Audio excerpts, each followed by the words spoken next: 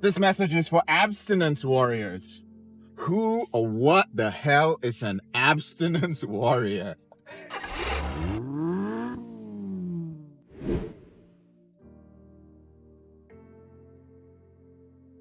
An abstinence warrior, as far as I'm concerned, is an individual whose identity is recovery and sobriety. And they push for it.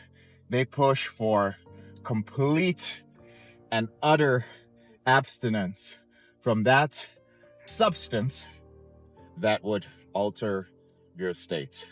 And contrary to popular opinion, I am not an abstinence warrior because I don't believe in abstinence. Yes, I want you to be in control of your sexual behavior, but I do not want you to be abstinent from sex.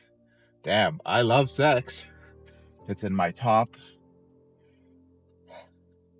sometimes 3, sometimes 5, right? Depending on the time of the year you find me, right? Oh, I love sex. Sex is an amazing thing. Sex is a beautiful thing when intimacy precedes it. Then it's chef's kiss, right? A lot of you guys you don't prepare your meals. You have to prepare your sexual experiences with intimacy, right?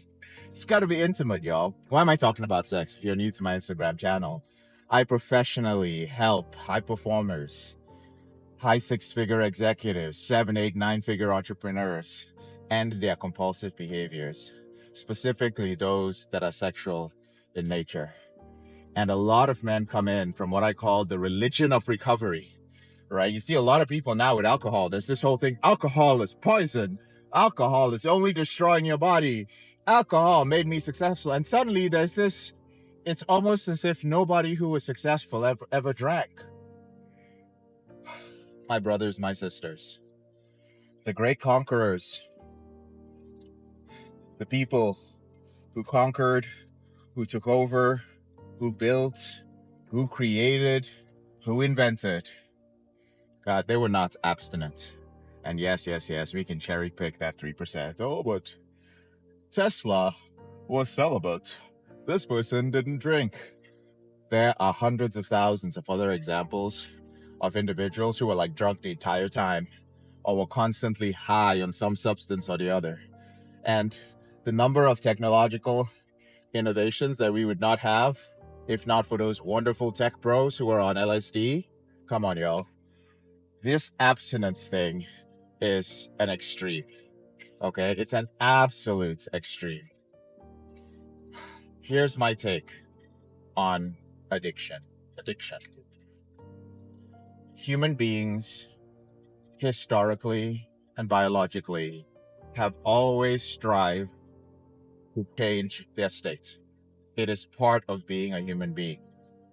And we will do whatever it takes to change our state. We will watch TV shows. We will watch plays. We will get involved in drama. We will drink alcohol. We would shoot up stuff with a needle. We will have sex. Part of being a human being is changing your state. And you must understand this if you want to truly free yourself from your addictive behavior. When you understand that, you come to find that no substance is bad or evil. No behavior is bad or evil. All of these things are biological. Even your religion, your precious, precious religion, it's a state change, right? Religion has developed over the years to work really well with the human reward system. So well. Religion, in fact, has evolved to the point where neurobiologically, you can go from a sinner to a saint like this. Like you can actually be saved. Literally your brain chemistry changes. When a person achieves a certain level of enlightenment, when a person has a certain religious experience, it starts off as a biological process. Whatever it is that you call your consciousness, I'm not going to go as far as to say that it's biological. I actually don't know that, and I'm not going to claim any of that. But the change that happens in you and in your brain is biological as well. And religion has taken you there. And when you begin to understand that, and I'm not talking out of my ass, by the way, I have been an addiction recovery professional for the past 12 years. I have helped thousands of men to free themselves from different addictive behaviors. But most importantly, I have helped thousands of men to free themselves from one of the most insidious and binding behaviors, which is one's sexual behavior. Something that is biologically hardwired into us. Something that is present in all of us and that is responsible for all of our existence. I have helped men free themselves from it. So I know a thing or two about this, right? When you come to realize that your religion that preaches against all these other things is also a state change for you, the truth is you become a little less judgmental of other people's desire to change their state. And you become a lot more effective and efficient at helping them. When you can understand that they're not doing this thing as an evil thing. And that's the shame of all of it. I see spiritual individuals, I see religious individuals who are like, it was evil, it was this, it was this. Why? Because the behavior it made you engage in was labeled as sinful behavior. Instead of realizing that that person was simply changing their state from a state that was undesirable to them in that moment. And when you realize that, you'll be able to convert a lot of people to whatever your belief is. You will be able to show them how they can get that thing that they are seeking, how they can replace that state with another state without having to put a substance that has a negative side effect on them into their body, right? There are also benefits to changing your state. Yes, they are, right? And I'm a fan of some of these benefits. When I say, for instance, that when a person changes their state with religion and they go from sinner to saint because of religious experience they have, I want you to use that to understand that when somebody puts a substance in a needle and puts it in there, that dopamine hit that you as a religious person experience, and you go back to church every Sunday to get your dopamine hit, that's your hit. That's where you're getting it from. Gotta read that Bible, gotta understand deeper, gotta get the dopamine hits, gotta pray, gotta be around the right people, right? Gotta have accountability. You gotta do that to keep the dopamine hit going. You are not special, right? You are not special. Get off the pedestal. That person that's putting it into their arm, they are experiencing their version of God. They are experiencing 10x, 50x the dopamine hits. They are right there. It is no wonder that those who were often the worst of addicts to the needle or to something else become the most fervent of religious and spiritual zealots.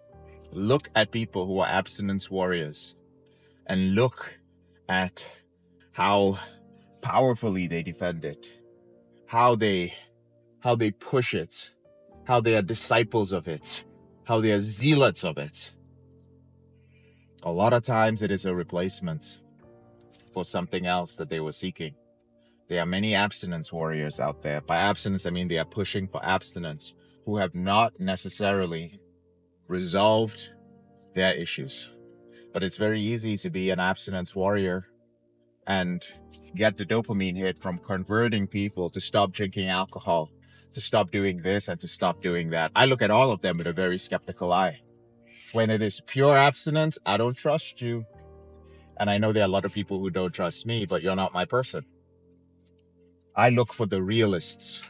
If you are a realist, if you are like, listen, I know my sexual behavior is damaging.